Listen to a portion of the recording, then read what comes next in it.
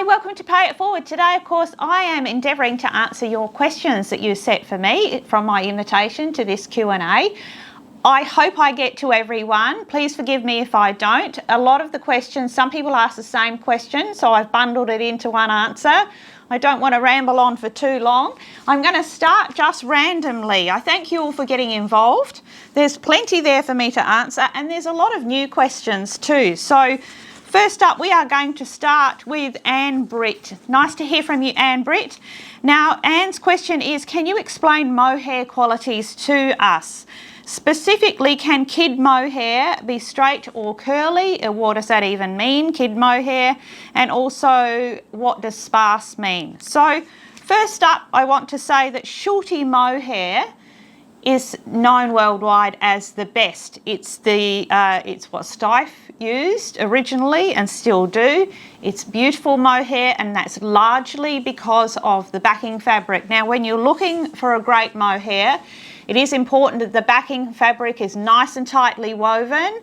There are mohair companies that produce mohair, and you'll find that the backing fabric is not as good as it should be. It's not tight, so you get some movement in the weave, which we definitely don't want. And it's definitely important to know the style that you're looking for. Now, sparse simply means that there are spaces between the pile tufts. So it's not just a thick, plushy pile. It's got spaces, so you see the backing fabric, which is really beautiful. And in fact, the sparse mohairs are some of my favourites. I use them a lot. They are very easy to work with. The thicker mohairs are more difficult to work with because you have to deal with all of that pile tucking into seams. Sparse mohairs give a very beautiful vintage old worldy look. They come in many, many colours. The other thing that you need to look for is that backing fabric is often a different colour than the pile, and you can use that in your favour. Again, my favourite mohairs have a darker backing fabric than the pile itself, because when you're making animals, anything in 3D, when you trim away the areas that we are setting back, like around noses, mouths and eyes, when you trim that bit of pile away, you've got a darker colour showing underneath, which is almost giving you that shading quality just in the pile. Not a lot of work to do there then. Same with trimming the insides of the ears, you'll get that dark colour showing through. And on all of the curves, on elbows and all of the curves, that sparse mohair will part a little and show that lovely dark backing fabric. So remember that, it's a great quality. I will be showing you that in some of our Lisa Pay exclusives, which we will talk more about in a moment. Kid mohair is a very, very thick, very fine mohair, and it is processed in a way either that it's super curly or it can be straight. So it's really just about how that mohair pile has been treated. You can certainly take curly mohair and you can fully soak it in water. You can brush it out and straighten it. A very curly mohair you will never get straight because it's basically been permed in the process. So the thick, luxurious ones, a little bit more tricky to work with, but generally you need to use the mohair that best suits your project. If you're making a full coated dog or something like that, you need a nice thick mohair. If you're making a terrier, you can use a sparse mohair because they tend to be more of a ratty sort of, you want an uneven finish. So just bear that in mind. I hope that explains it. As we move forward in making our some of the Lisa Pay exclusives, you'll be able to see up close and personal those mohairs. So I hope that answers that for you, Anne. And in fact, my all-time favourite mohair is Rattanay, which is a super, super curly fur, but it is a sparse fur. So there's spaces in between, but it's very, very wispy, fantastic fur. You can do so much with it, and you can do so much with it by wetting it and brushing out some of that curl. So, and it comes in lots of different lengths. When I give you a project, I will always give you the pile length. Stay with that. That's so very important. If you don't use the right recommended pile length, you'll get a completely different looking animal. So next we have, I've only got your username as Ratty Rat Girl. So question, do you make prototypes and what do you do with them if you do? First of all, yes, I do make prototypes with everything that I create. What do I do with them? I bin them. I bin them unless they make a good reference model that I keep. Particularly my art dolls. When I first made my art dolls, I made a mock body for every size and I have them. They're just made up in a simple mini bear plush, and then I can dress them and try out clothing and that sort of thing. It's just really helpful if you've got time and the inclination to make up a model for yourself and have sitting there. It means that when you're going on to design and to maybe redress your doll in a different way than I am offering you, you've certainly got that model there to work with. If you do make it up in a no-pile fabric, just the same as you would with your art doll's body. So I hope that answers that. If I can find one, I'll show it to you.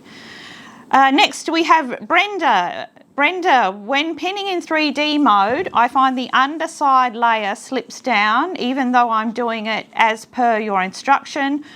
What am I doing wrong? You're not doing anything wrong, Brenda.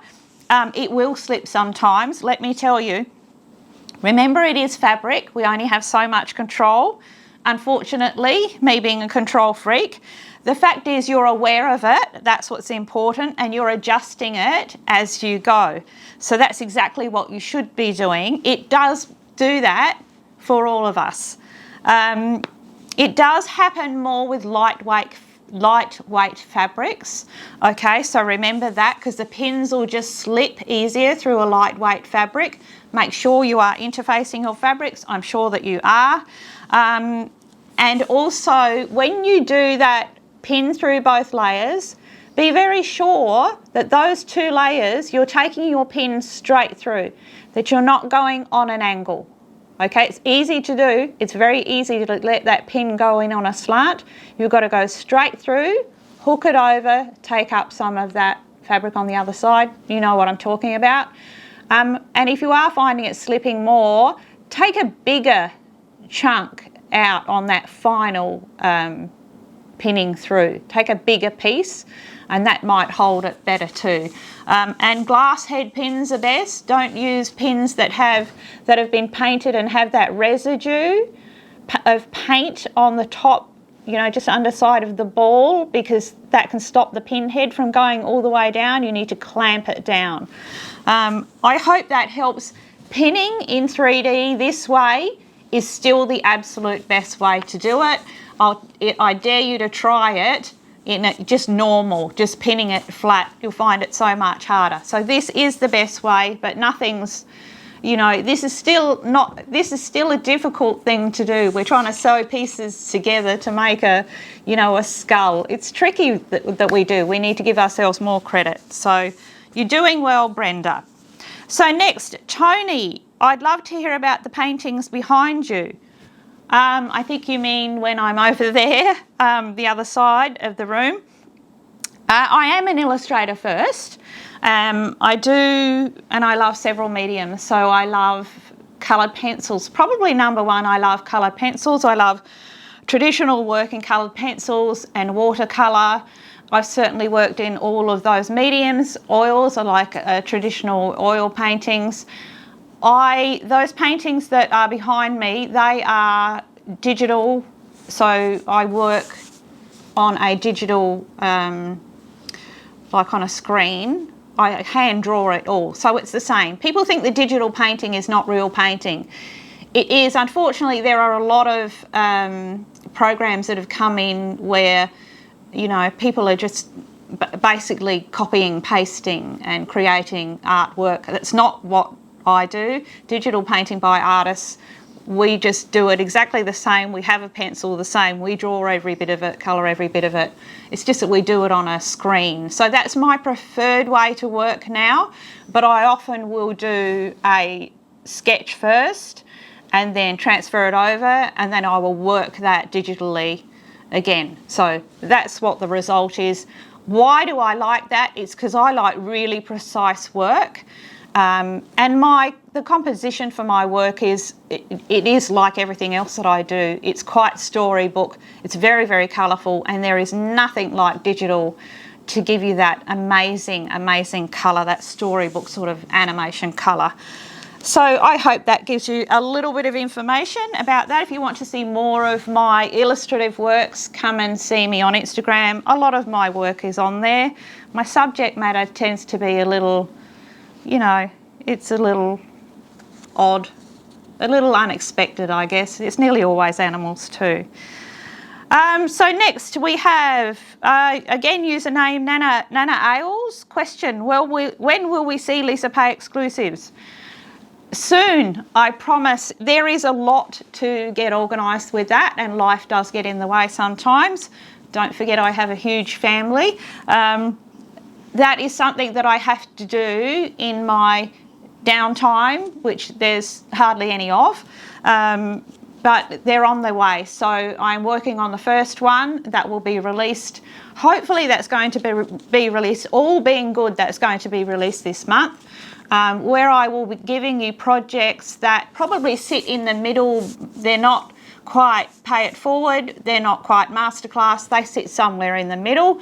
Remember too that they may be using exclusive fabrics, certainly mohair more. But I am being very careful, that's why it's taking a little while. I'm being very mindful of the fact that if I make something in mohair, I want you to be able to still reproduce it in another fabric more suitable to maybe your needs or your finances. So there's a lot to think about, and also the way that I'm going to present them and so on still needs some working out, but I am working on it, definitely. A lot of people are asking for the taxidermy. I will be doing taxidermy products. A lot of people are asking for the deer head. I think I've said before, I can't teach you anything that actually physically I can't fit on camera. And unfortunately the deer head, it won't fit on camera. I can't actually film it for you. But in the Lisa Pay exclusives, I may well be able to give you a scaled down version, which then of course you can enlarge that and make that any size you like. So that might be the answer to that. So I certainly hope that answers that for you. Next we have Dee. Now Dee loves my needle books. I'm really glad someone does. I put so much work into my needle books because I love them. I genuinely really do love them. I don't know, they don't seem to be a big hit, but good on you, Dee. I'm glad you like them. She's given me a couple of suggestions too, which I think are good. I'll take those on board with new ideas for them. I love the design process of doing the needle books. How do you take an idea in your head to design? Well, it always starts with a picture in my head, always, and then it always becomes a 2D sketch. Being an illustrator, that is the natural progression of my work. So from there, I can actually view it then, drawn, and then I can mentally divide it up into 3D pieces and shapes. I just seem to see well in 3D, perhaps because I'm deaf. My vision is heightened to compensate. I do feel like that's the case. Either way, I'm very grateful for that ability, and I do feel compelled to share it. Because it is a gift, and it's not due to any kind of cleverness. So I really think it's something that I should share, and that's why I do what I do with all of you. I hope that explains it a little. Next we have, I think it's Sheila, it might be Sheila, again a username. Currently has COVID, boo. I hope you get better soon. Question, tell us about copyright with Disney related characters, etc. A lot of people worry about this. Let me be very clear. Copyright is very much respected by me, and I know right down to the finest details about what can and can't be done with copyright. I'm somebody who gets plagiarised all the time. I get copied all the time. There's not a lot that I can do about it. In fact, there's virtually nothing that I can do about it. I just try and run faster and design better and more. and outrun them. But unfortunately, that's part of the business.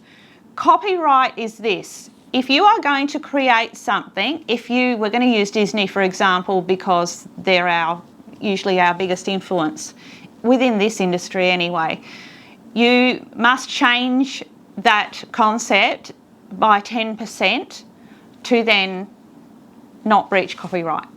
So changing something 10% is not very much. You can change up colours, you can change up, costuming, and you certainly avoid using the original name. I remember that I create to teach, I don't create to sell. So mine is a teaching project. I'm not, particularly out there marketing to sell. You certainly cannot make any of my sort of Disney-based characters that we've done in Masterclass and then manufacture them. But none of you are manufacturing. It's the manufacturing that they're worried about in copyright. And like I said, even all of my characters, I have put my own spin on them. They are, if anything, a nod of respect to the original designer, the original artist. So just keep that in mind. Certainly if you are going to make them and sell them individually, it's all made by you, just avoid those names, avoid copying those names. Your project should have enough of its own, it should stand on its own as a beautiful project that will sell regardless. So just remember that. And don't worry, I'm all over the copyright. I wouldn't offer anything to any of you that got you into trouble. Remember though, different countries have different laws. So Australia's pretty, loosey-goosey with copyright. So do check in your own country what the actual laws are and, abide by those. But the main thing is remember that I create to teach, not to sell. Okay, so next we have Luli. Hello, lovely Luli. Luli is learning the cello at the moment. She's just told me. How wonderful is that? I'm very impressed by that. So she hasn't had a lot of time for sewing. I'm sure she'll get back into it. Luli has a question about fashion, and I'm so excited. And Luli's question is, I think I'm not bold enough to wear the things that I love because I think it wouldn't feel like me wearing it, especially if it's very colourful or stylish. What is your opinion on this? And I can't tell you. I'm so glad you asked this question because this is my whole mantra with fashion. So this is a good opportunity for me. For me personally, fashion, or what I put on, is the most authentic and accurate representation of myself and who I am. Everything that I wear, when I put an outfit together, whatever I put on, just the way that I come about life is I'm making a picture. With everything that I do, I'm making a picture. When I cook, I see it first as a picture. So I'm making it pretty, I'm making it look appetising. I apply that to every part of my life.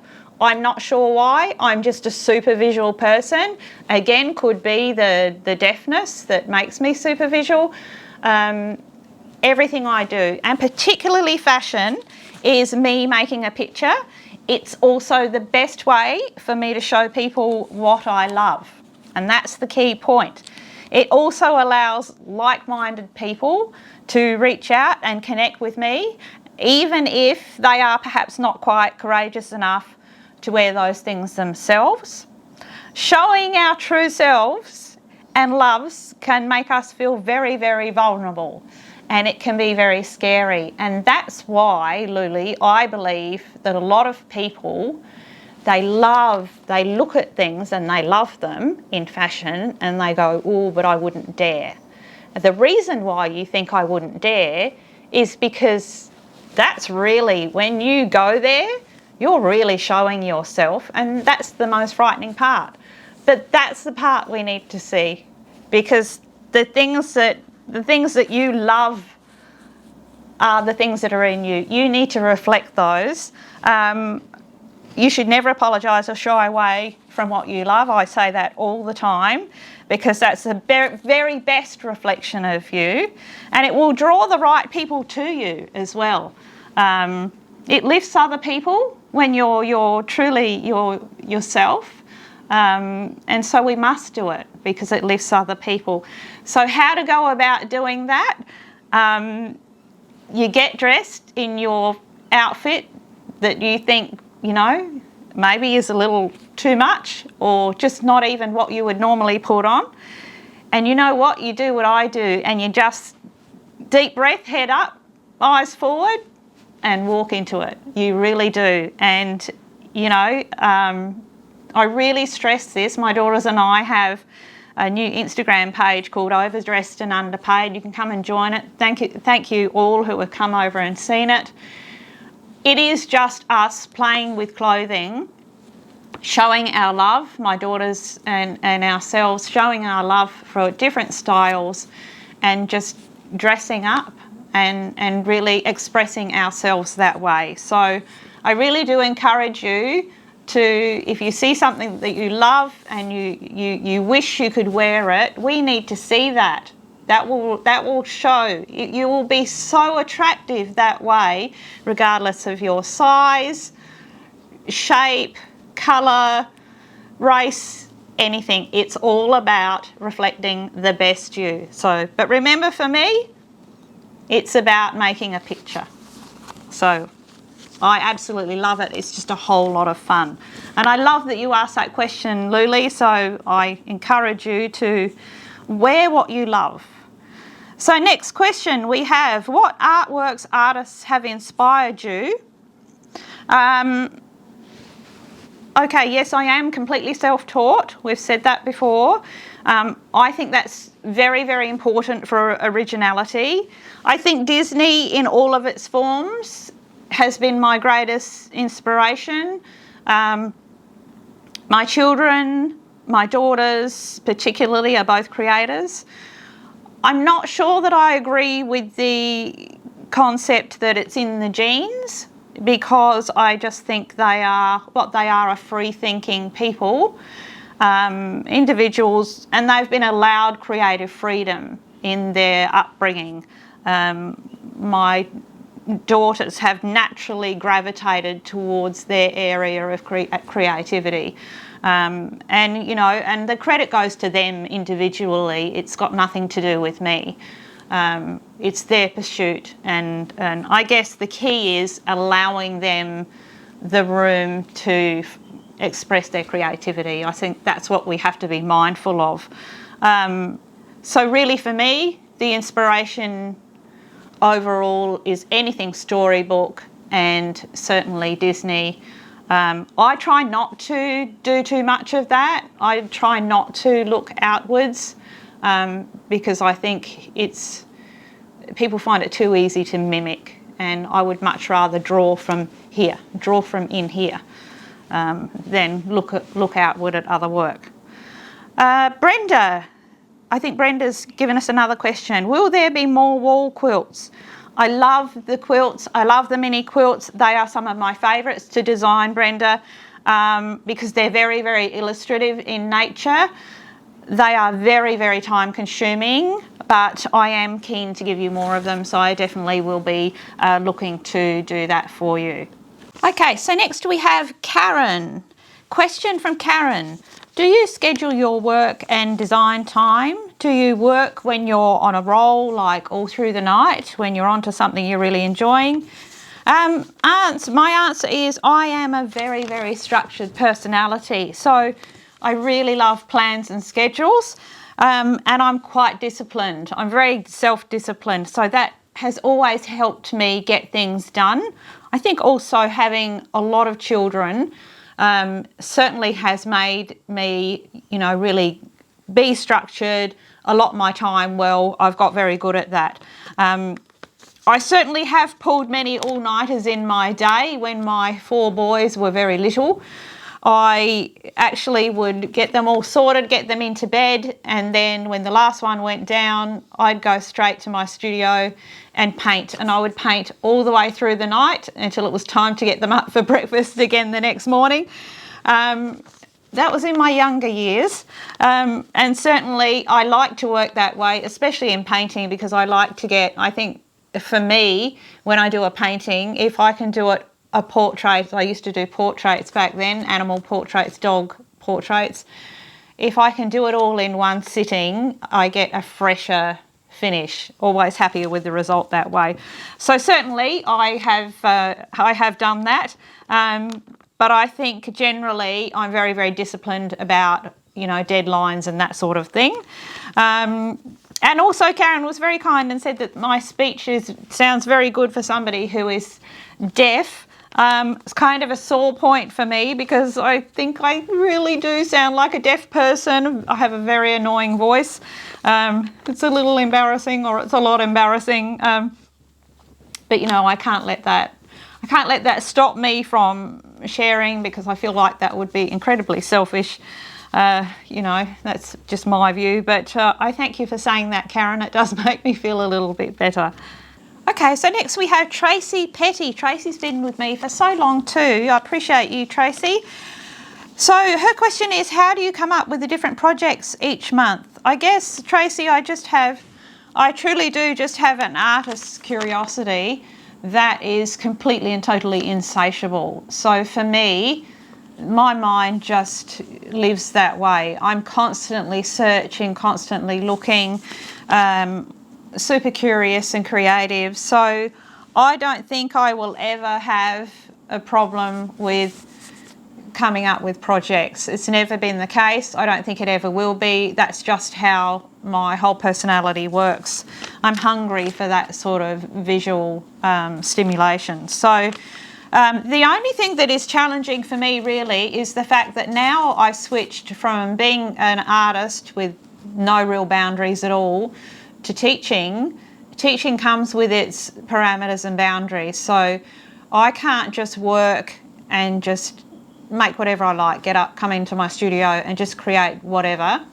I now have a certain set of boundaries that I have to keep to, because I have to be able to translate what I'm coming up with into projects that are workable for you as well. So that changes things a whole lot, and it is a sacrifice that you make when you turn to teaching. However, I just find that I express myself artistically in other ways. So my fashion is a big part of that. There's no boundaries on that, and so I compensate in that way. And I do love sharing with all of you. Teaching has been an amazing experience for me, for sure. Next we have Natalie. Is there an alternative to epoxy sculpt, as I have a severe reaction even though I use all of the safety measures and so on? Sadly, no, there's not.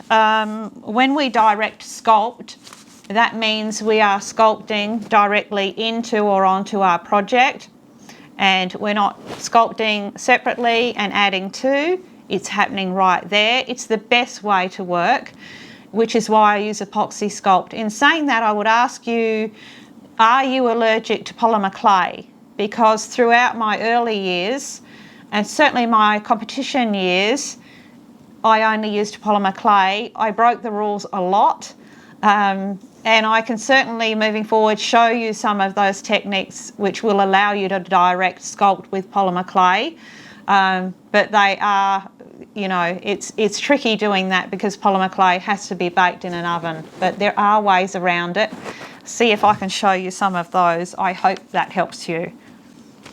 So next question, I don't have a name, just the question is, what does reverse mean on the pattern templates where it is cut to one reversed?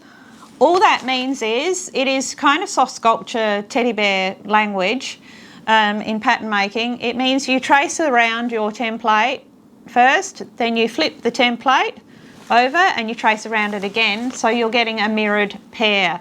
In dressmaking and so on, it would probably just say cut one pair. So that's all it means, plain and simple.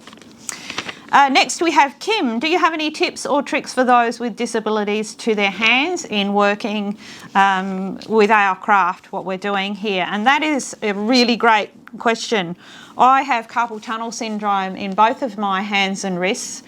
My right worse. Both probably need surgery, I've been told, but I do work around it. Now I'll share with you what I do.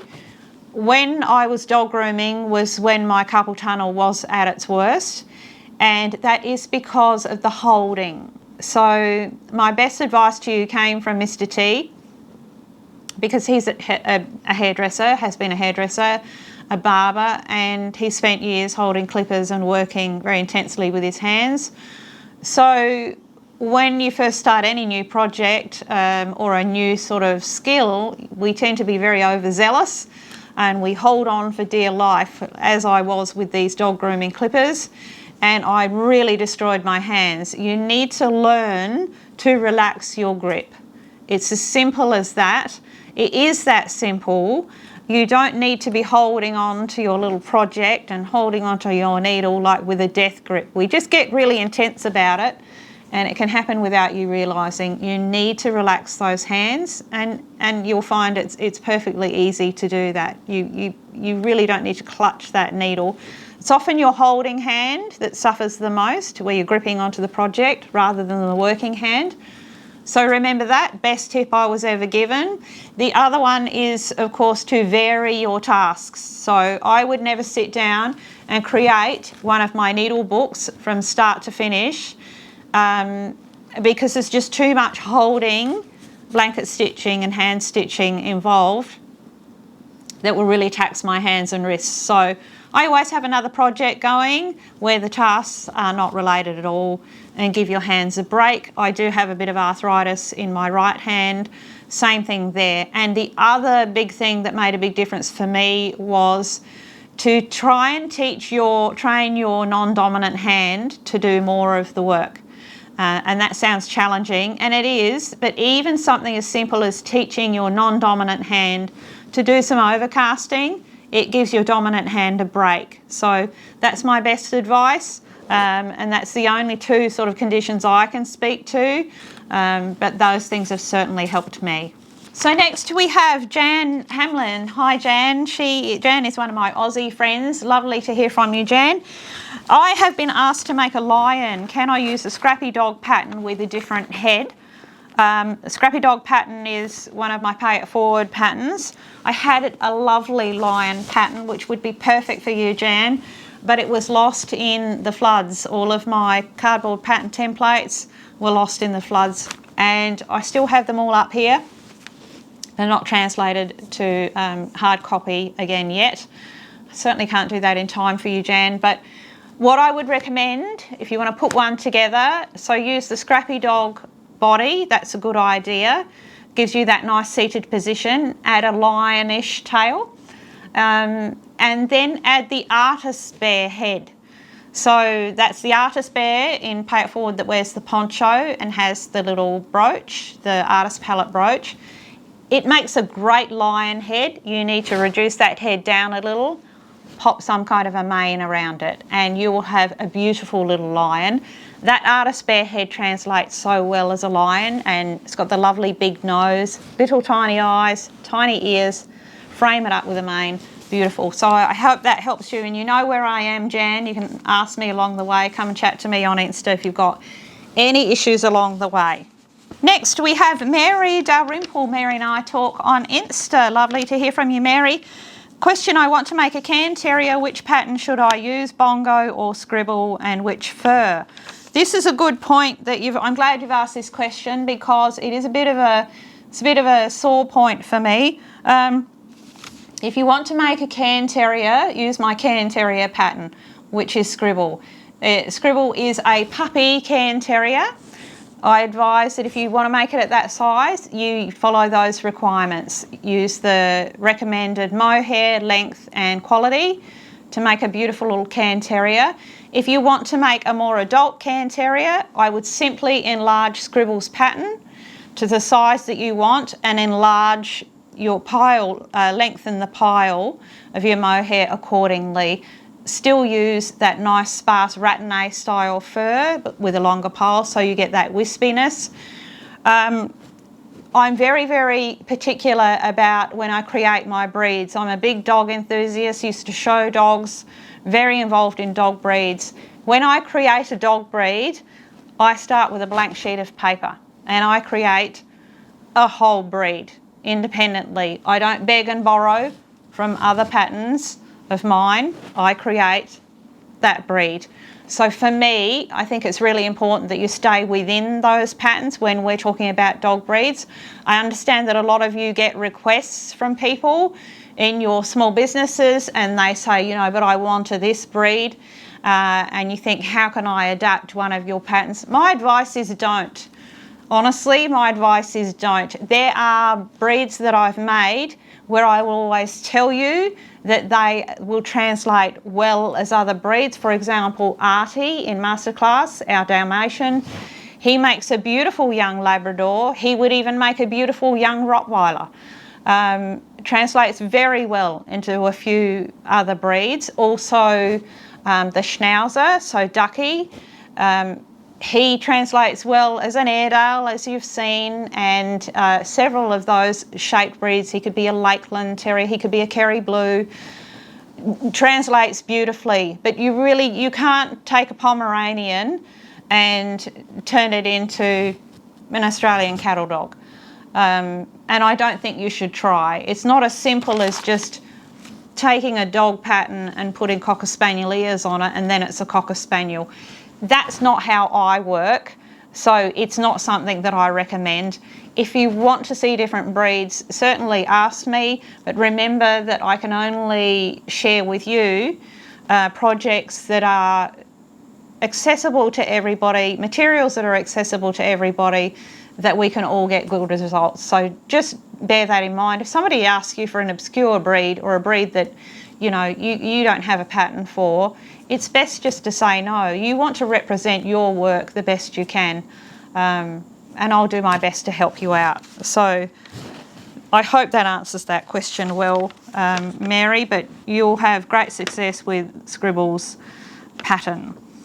And my first shout out is to Sue from Nottinghamshire. Sue just wants to check in and say that she watches all the time. She's sewn for many years in her bedroom or spare bedroom. I sewed and worked in my actual bedroom for years, and even through my competitive years, I certainly sewed in my bedroom.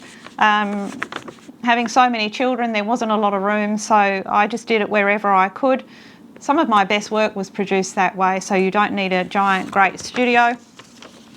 And Sue always also says she's not sure whether she's ready for Masterclass. I do want to stress to you all, and particularly to Sue, there's no hurry to join Masterclass. I don't put pressure on anybody to join Masterclass. I think you have to be very ready for it. My best advice is always, when someone asks me this, is, are you mastering the techniques that have already been offered here, right here in Pay It Forward? Is your closing ladder stitch spot on? Have you got a great blanket stitch?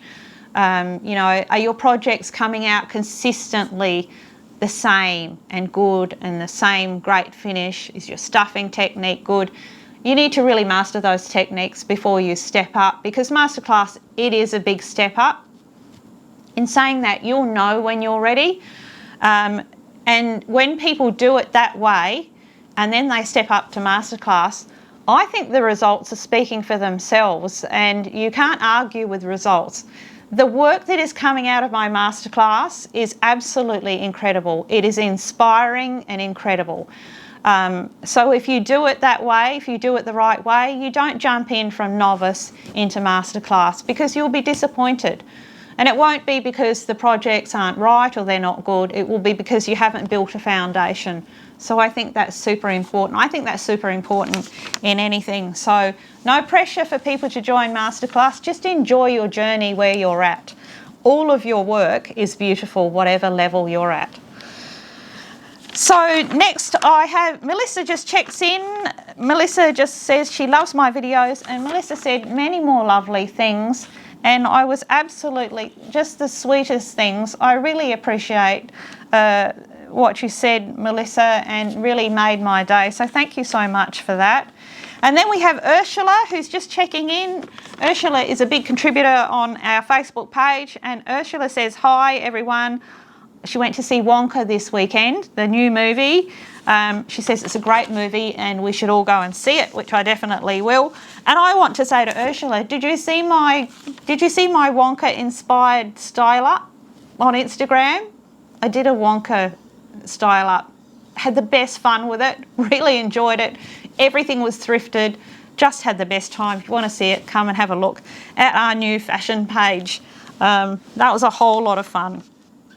And so just a couple of quick questions about materials and requirements. Sue is in the UK and she's asking, where can I get wooden discs or the jointing pieces that we need? Can any of my UK people help, please? If you know and have had success there in the UK, because I really don't know what's available over there, can you please help out Sue in the comments? And likewise from Canada, another question, where can I buy good quality felt? So all of my lovely Canadian friends, can you help please if you've had success there and found a good source?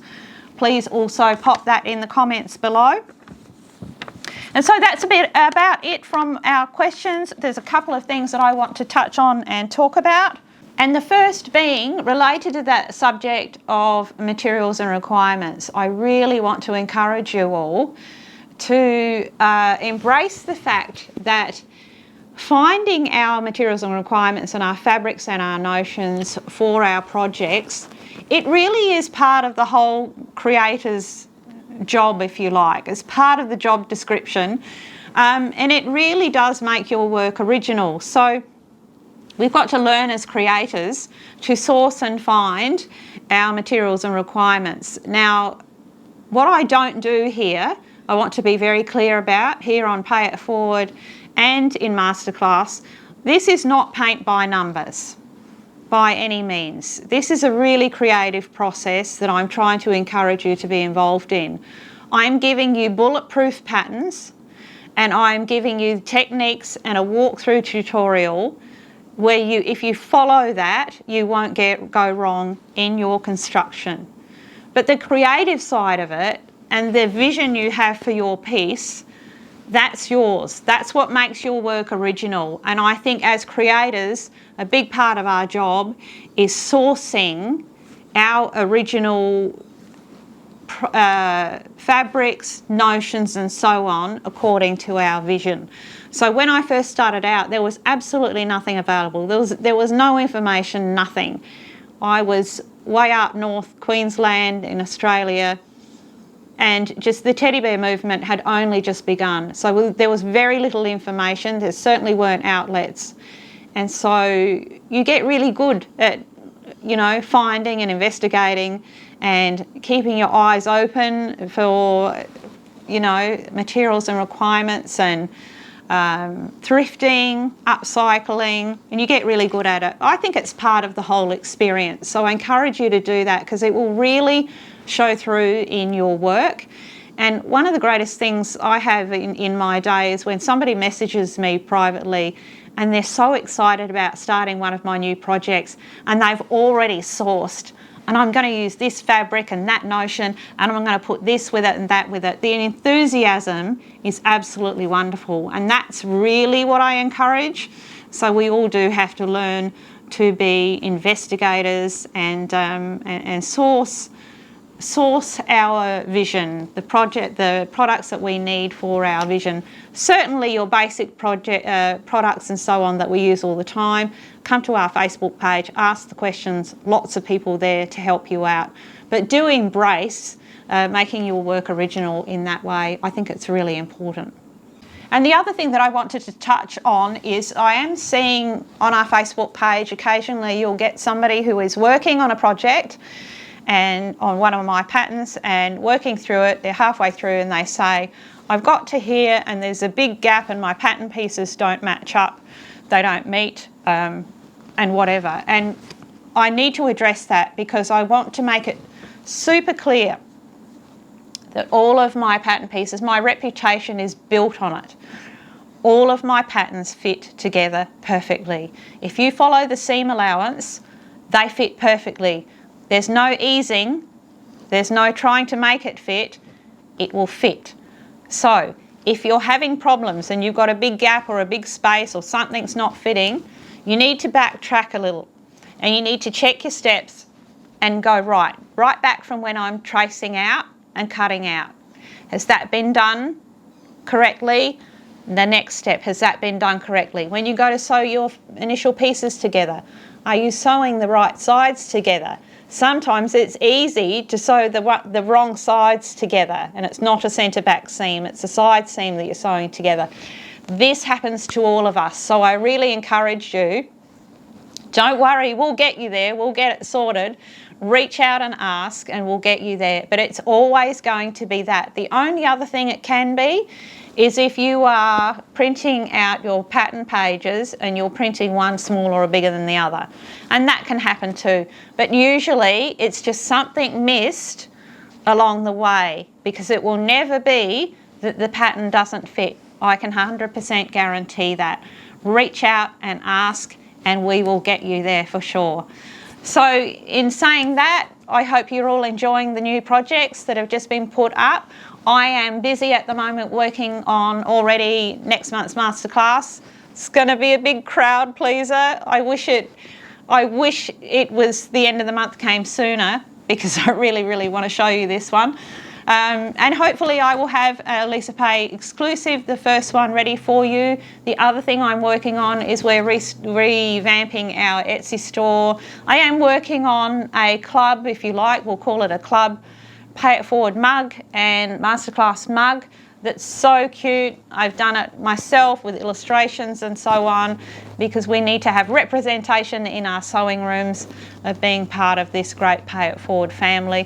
So I'm really looking forward to sharing that with you. So everybody have a fantastic creative week. Look after yourselves and remember to pay all those good things forward. Until next time, it is hooroo from me.